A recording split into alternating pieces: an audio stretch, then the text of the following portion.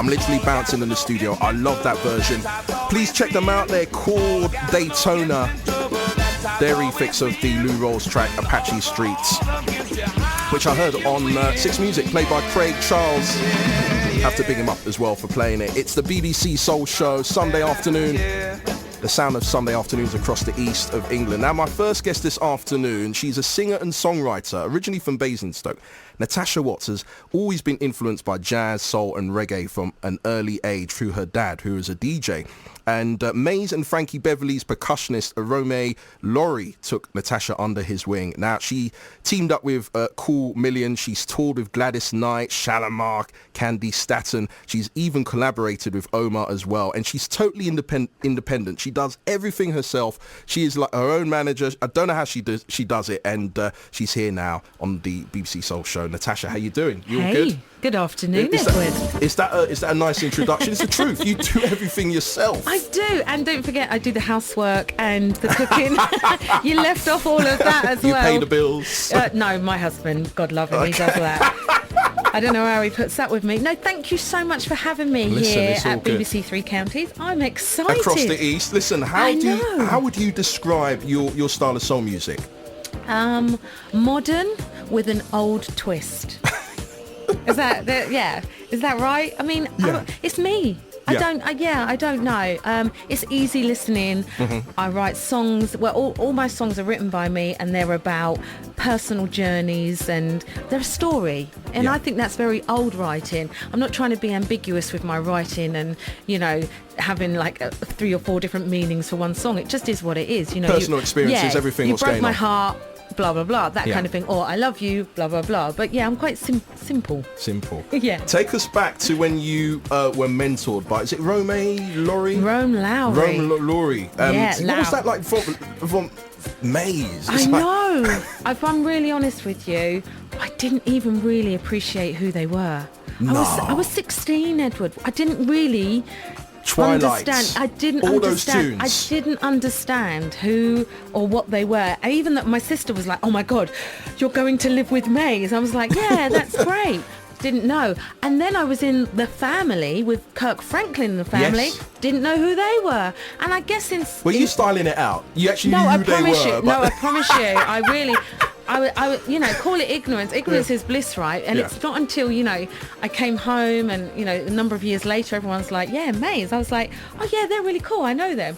And then I realised that there was this that's huge... That's like hanging out with Stevie Wonder. No, I would have known who Stevie Wonder is. And I know that sounds really bad. And obviously, they're absolutely phenomenal musicians, and I appreciate what they do so much more now. But I think it was good that I didn't know, because I didn't go with any preconceived notion that they were this huge soul outfit. I was just like, hey, I remember, it's going to sound really pretentious, but I remember speaking to Patti LaBelle on the telephone, and I didn't know who she was.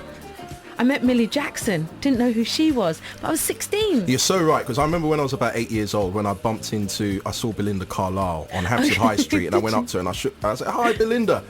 She turned away. Oh. And that stuck in the back of my mind. Wow. If someone that, not that you glorify, but someone, if you see a famous person, and they walk away. Listen, I've got a couple of those stories, and you're right, it really does put you off. And I guess that's kind of made me the way I am with any supporters that I've got, because I would hate the fact of someone leaving and going, "Oh my God, she was well rude."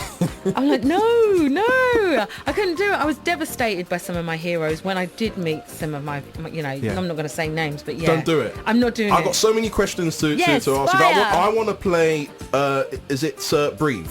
Oh, yes.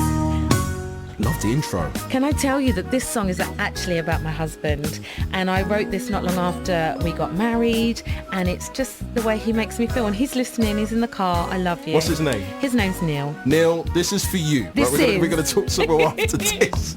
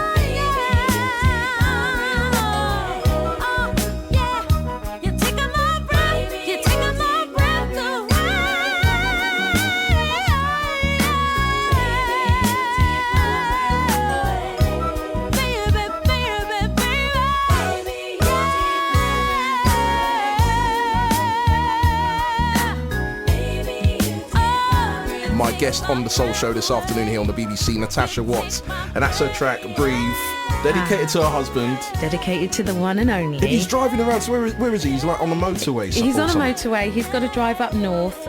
He's got a number of meetings tomorrow, so see, that's dedication. Yeah, that's what love's all about. Well, we both really work hard, and I do watch what he does, and it does inspire me to work harder. So yeah, probably don't give him enough credit. So seeing as he's listening, I better give him the credit that he so deserves. You've got to big him up. He is my better half. Of course, it's got to be done in style. Now, life as an independent artist, yes. I mean, what is that like? Because I often hear stories. I mean, as I mentioned earlier on, you more or less, you are the artist, you're the manager, you do everything. What do you have to do? You just got to be on your A game 24/7. It's a continuous hustle, which I love actually. You know, if I'm not sending out press packs to beg for gigs, I'm on the phone. I don't really take no for an answer. You might tell me no, but then I'll come back again. It's a hustler's game. Yeah, you can tell me no, but I will only stop after about the 10th time because I will break you down. Yeah. But no, I'm fortunate. I'm booked right the way up until the middle of December from now. I mean, that's just a phenomenal position to be in. And yeah, I'm probably having the best year so far. I'm currently working on album number 3. Album number 3. Wow. 3. I can't believe it. And how do you fund? I mean, because you're independent, how is your album funded?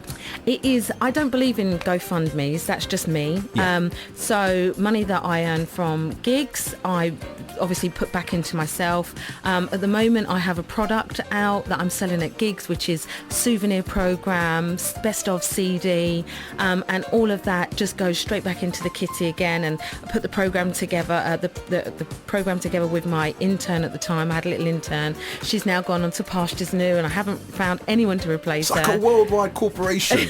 It's the Natasha Watts Corporation. Out of my little office. Actually, it's Natasha Watts Music Limited. Okay. I am the CEO.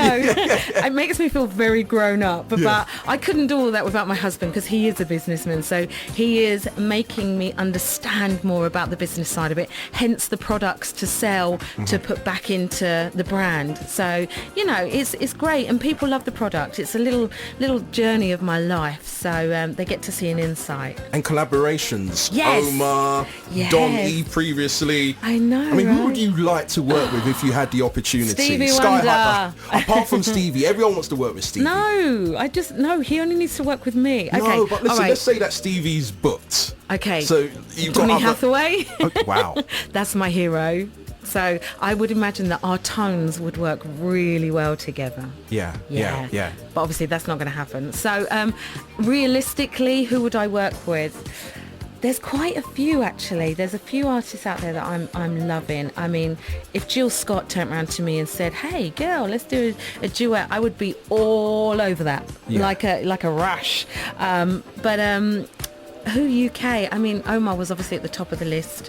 There's some great UK singers coming through. There's so many independent artists that get lost, which is really sad. Why is that? Is that down to lack of support on TV, lack radio? Of because and that. I discover things, I'm thinking, why isn't that on the radio? Why isn't that getting played? It's a brilliant soul track. Have you heard of Charmaine? Yes, yeah. And I love her. And she's not out there like she should. I mean, I'm just like, But anyway, there's some great artists. Tony Monreal, I'd love to do a duet with him.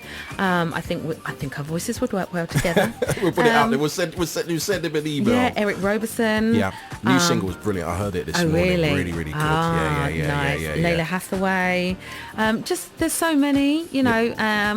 Vanessa Freeman, who's a good friend of mine, and if she doesn't get herself in the studio with me soon, might have to hurt her in the nicest possible way. Yes, exactly. We just have to clarify that. We are the BBC Soul Show. We're not kind of saying that should be done. I'm going to stalk her out. No, do you know what? There's so much love for UK artists. Yeah.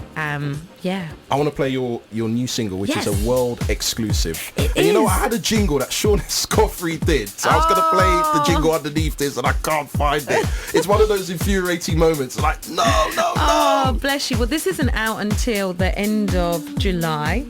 And this is Beat Rivals featuring Natasha Watts. And this is called Give It Up.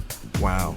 Natasha, listen, thank you for coming in. Thank you so much for having me. Oh, by the way, you're playing in our Yes, patch. I'm going to be in Norwich and Bury in October with Shalimar. I'm also going to be in St Albans in November. You can also catch all of my dates on my website, natashawattsmusic.com. You can stalk me, tweet me, find me. Last but not least, I'd get in trouble. Last but not least, you can catch me in September on September the 8th at the Hideaway in London, a 2-hour show with my full band. Brilliant. Listen, thank you very much, Thank Natasha you. Watts. All good. This is a world exclusive. World exclusive!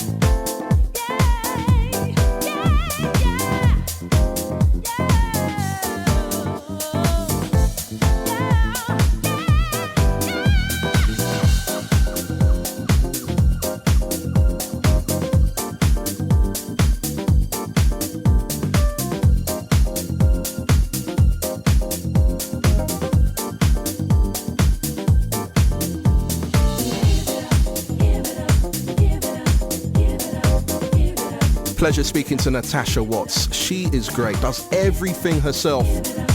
This is a world exclusive. Give It Up.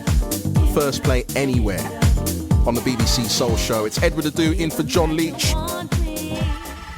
Got a brilliant track to play you from Randy Crawford. Also going to play you a new cut as well from Leroy Hudson, which is a new release on Acid Jazz. That's coming up after the very latest travel with Anne-Marie.